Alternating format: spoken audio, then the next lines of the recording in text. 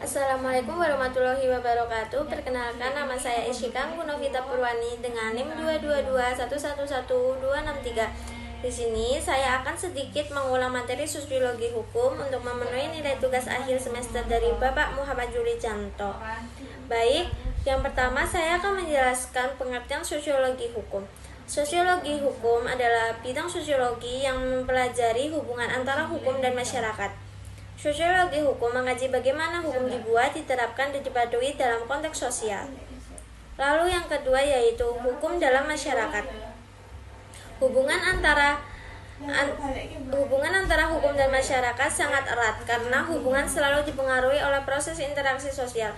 Oleh karena itu, dapat dikatakan bahwa semakin kuat hukum digunakan untuk memperlancar proses interaksi sosial. Yang ketiga yaitu hukum empiris dan normatif hukum empiris. Hukum empiris dan normatif hukum empiris merupakan pendekatan kajian hukum yang menitik beratkan pada pengamatan langsung terhadap penerapan hukum dalam masyarakat.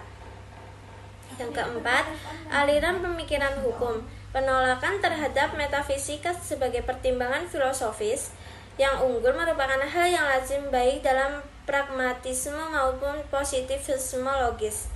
Meskipun kedua gerakan ini mempunyai sudut pandang yang berbeda, namun mempunyai pengaruh yang besar terhadap teori hukum modern.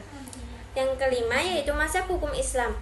Fikih sosiologi adalah mazhab filsafat hukum yang mempelajari interaksi antara hukum dan masyarakat. Pendekatan ini menitik beratkan pada fungsi hukum dalam konteks sosial. Yang keenam, aliran pemikiran hukum. Living law dan utilitarianisme merupakan dua aliran pemikiran hukum yang menawarkan pendekatan berbeda dalam memahami hukum. Hukum yang hidup memandang hukum sebagai cerminan praktik sosial dan budaya suatu masyarakat. Yang ketujuh yaitu pemikiran Emil Durkheim dan Ibnu Khaldun. Pemikiran Emil Durkheim dan Ibnu Khaldun adalah seorang sosiolog Prancis yang terkenal. Ia terkenal dengan teorinya yang disebut faktor sosial. Ibnu Khaldun mengatakan bahwa suatu negara bisa bertahan hingga 120 tahun. Ia juga membagi masa berdirinya menjadi 3 periode. Yang ke-8, pemikiran Max Weber dan pemikiran HLA.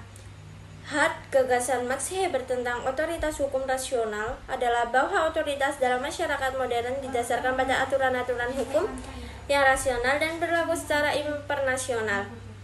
Hart juga memandang hukum sebagai sistem otonom yang tidak perlu berhubungan langsung dengan moralitas. Yang keempat, UU efektivitas. UU efektivitas menyangkut hubungan antara hasil yang diharapkan dan hasil yang sebenarnya dicapai. Efektivitas adalah kemampuan suatu organisasi untuk melaksanakan tugas, fungsinya atau operasi bisnis, kegiatan program atau visi tanpa tekanan atau ketegangan selama implementasi. Yang ke-10 yaitu hukum dan kontrol sosial hukum. Hukum dan kontrol sosial hukum adalah alat kontrol sosial yang mengatur tingkah laku manusia dalam masyarakat. Sebagai instrumen kontrol sosial, hukum mempunyai dua fungsi utama, yaitu untuk mencegah penyimpanan dan menghukum pelanggarnya. Yang ke-11 yaitu hukum sosial hukum. Hukum sosial adalah istilah yang mencakup berbagai pendekatan hukum, prosedur hukum, dan sistem hukum.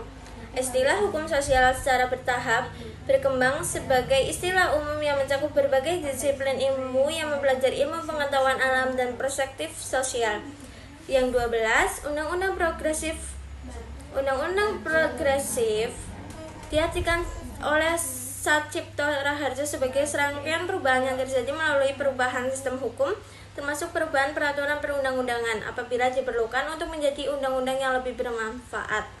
Yang ke-13, pluralisme hukum. Pluralisme hukum mengacu pada keragaman sistem hukum yang ada dalam suatu masyarakat, berbeda dengan sentralisme yang mengakui hukum negara sebagai satu-satunya aturan.